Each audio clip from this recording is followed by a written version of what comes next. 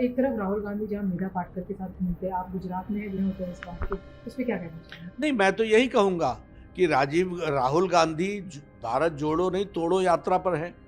अफजल गुरु के साथ ही जो जेएनयू में थे उनके साथ तो वो हाथ से हाथ मिला के कंधे से कंधा मिला के वो खड़े रहे हैं।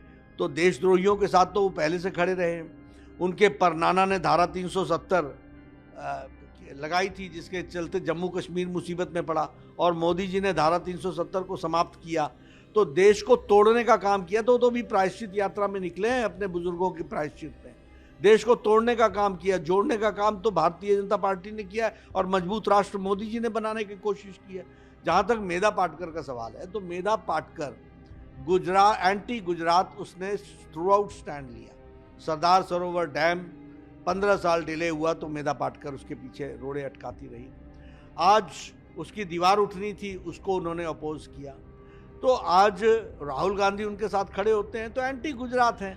तो Rahul Gandhi himself is an anti Gujarati, और उन लोगों के साथ खड़े होते हैं तो ये बताता है कि किसके साथ उनकी हमदर्दी है। क्या आपको लगता है इसी कारण से राहुल गांधी गुजरात नहीं आ रहे, सिर्फ दो दो बार आए? ऐसा है, वो जितनी बार आना चाहें आए, कोई कसर न छोड़ें, लेकिन वो भी जानते हैं कि जहां कुछ नहीं मिलना वहां आकर के अपना नाम क्यों बदनाम करना, दूसरों पर डालेंगे। गुजरात में भ्रमण कर रहे हैं, कैंपेन कर रहे हैं। मोदी जी ने कहा था कि नरेंद्र का रिकॉर्ड भूपेंद्र तोड़ेगा, क्या आपको लगता है ये पॉसिबल होता है? बिल्कुल। इस समय का जो माहौल मैं देख रहा हूँ वो एक तरफ का माहौल है, और भारतीय जनता पार्टी को, आदरणीय प्रधानमंत्री जी को गुजरात की जनता अथाह प्रेम करती है और अटूट विश्वास है उन पर। तो ये दोनों बातों को ध्यान में रखते हुए, और जिस तरीके के चुनाव की स्थिति बनी है उसमें लोग एक तरफा वोट भारतीय जनता पार्टी को दे रहे हैं, और इसलिए मुझे लगता है कि इस बार सारे रिकॉर्ड टूटेंगे और भारतीय जनता पार्टी विजय हासिल करेगी। यहाँ प्रो इनकम्बेंसी है, एंटी इनकम्बेंसी की डिक्शनरी में वर्ड गुजरात में समाप्त हो गई है।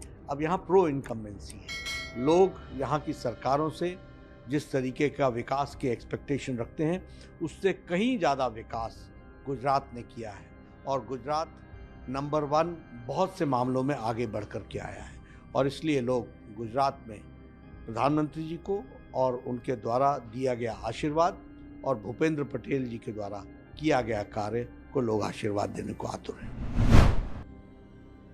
सर, लगातार ये पे आपको लगता है थर्ड एंट्रेंट की कोई जगह है? वो आती है, हर जगह आई थी। उत्तर प्रदेश में आई, पिट करके गई आम आदमी पार्टी। उत्तराखंड में जमानतें जब्त हो गई 35 सीटों पर, 68 सीटों पर उनके जमानत जब्त हो गई 35 सीटों में, आउट ऑफ 49 हुआ। अभी 67 सीट्स पर लड़ी है वो हिमाचल में, सब पर जमानत जब्त होगी, और यही हाल उनका गुजरात में भी होगा। सर, वो लगातार प्रहार करते हैं, वो कहते हैं कि चुनाव आयोग के साथ मिली भगत करके एमसीडी के चुनाव उस समय रखे, छोटी सी पार्टी है, उनके रिसोर्सेज डिवाइड हो गए। ऐसा है कि ये नहीं होता कि चित भी तुम्हारी पट भी तुम्हारी। जब हम चुनाव नहीं करा रहे थे तो आपने कहा भाग गए, जब हम डीलिमिटेशन कर रहे थे तो बोले देर कर रहे हो, अब जब हम चुनाव करा रहे हैं तो बोल रहे हो कि चुनाव क्यों करा रहे हो। ऐसा नहीं होता है। चुनाव आयोग कराता है, समय पर कराता है। डीलिमिटेशन हो गया तो चुनाव कराना था तो करा दिया उसने। सर, जिस तरह की वारदात एक के बाद जो सत्येंद्र जैन को लेके लाशें आ रहे हैं, वो शॉकिंग ही नहीं, बहुत कहते हैं बहुत ही अपॉलिंग है जिस तरह के खिलाफ। नहीं, शॉकिंग तो है ही, लेकिन ये आम आदमी पार्टी का चेहरा, चाल चरित्र चेहरा इसको बताता है कि किस तरीके की स्थिति है। वो तो छोड़िए, वो तो सीसीटीवी कैमरे में कैद हो गया वो क्या कर रहे हैं और किस तरीके से उनके डबल चेहरे हैं। इन्हीं को पद्मश्री देने की रिकमेंडेशन थी ना केजरीवाल साहब की।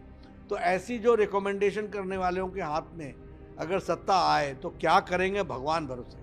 लेकिन जो सिसोदिया ने कहा, मनीष सिसोदिया ने जो कहा कि शर्म आनी चाहिए कि उसकी बीमारी का हम मजाक उड़ा रहे हैं, और शब्द इस्तेमाल किया शर्म आनी चाहिए। शर्म तो उन्हें आनी चाहिए कि उन्होंने एक थेरेपिस्ट के नाम पर रेपिस्ट से मसाज करवाते हुए फोटो को लोगों के सामने गुमराह करने की कोशिश की। तो ऐसे लोग जो आकंठ भ्रष्टाचार में डूबे हुए हैं, क्या सत्येंद्र जैन ने बेल की अपील नहीं लगाई? क्यों नहीं मिल रही है बेल? क्या दिक्कत है? क्या लॉयर्स कम पड़ रहे हैं? ऐसा नहीं है। बात यह है कि वो जिस काम में फंसे हैं वो बेल उनको मिल नहीं रही है, तो ये प्रूव हो रहा है कि वह गुनाहगार हैं, उन्होंने गुनाह किया है, इसलिए जेल में पड़े हुए हैं। और फिर इस तरीके से रेपिस्ट से जो कार्य करवा रहे हैं, नाश्ता जो वो ले रहे हैं, ये बताता है कि नियमों को किस तरीके से वो धज्जियां उड़ा रहे हैं।